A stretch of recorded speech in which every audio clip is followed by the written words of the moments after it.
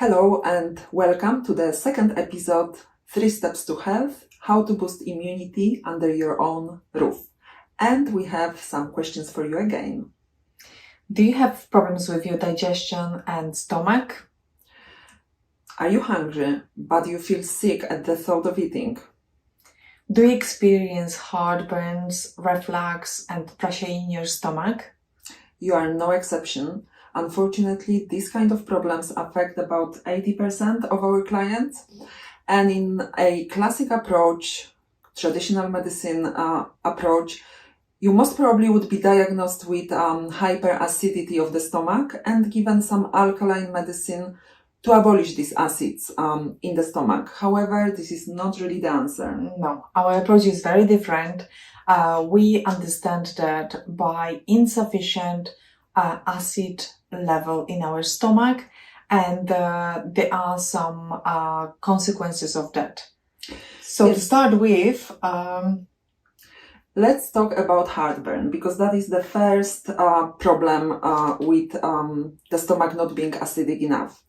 Here at the top of the stomach, there is a valve which is tightly closed when the stomach is acidic enough. So no acids are coming up affecting your throat. However, if the stomach is not acidic enough, this valve loosens up, it opens slightly, and all the gastric acids are coming up, causing the heartburn, indigestion, and reflux.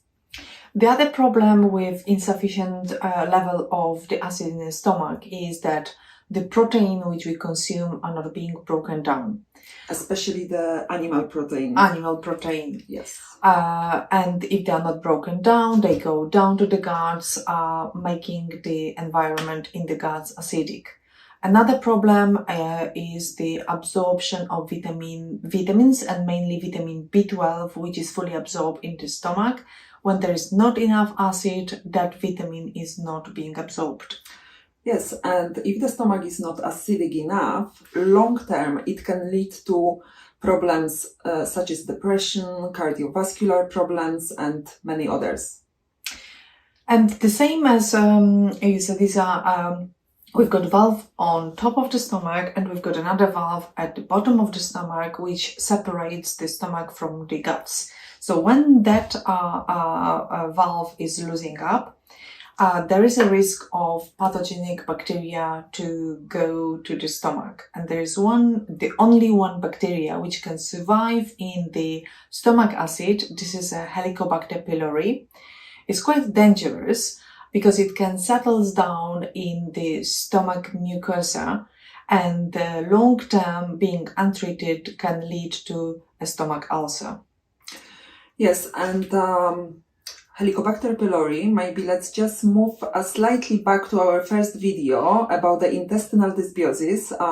If you remember, Helicobacter pylori should be in our intestine. It should be there, it has got its functions. However, if intestinal dysbiosis happens, that opens the gate for the Helicobacter pylori to come out of the intestine and travel straight into the stomach.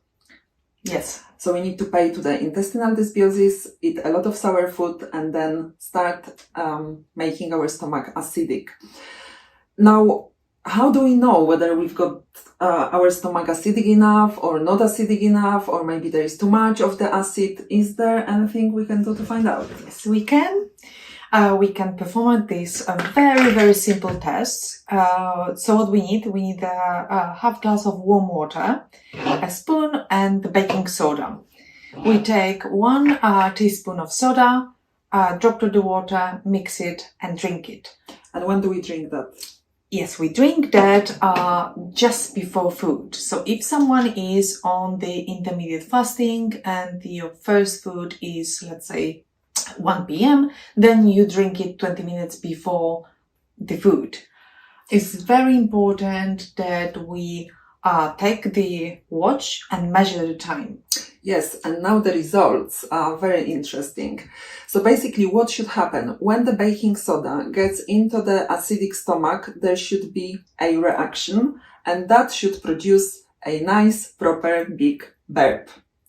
Now, if we burp within 40 seconds from drinking the baking soda, that means our stomach is too acidic.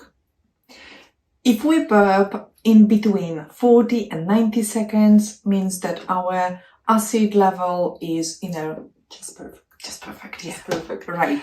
However, if we burp after 90 seconds, and the longer it is after 90 seconds, that means a huge problem. Not enough acid in the stomach, and we need to act and act fast. Yes.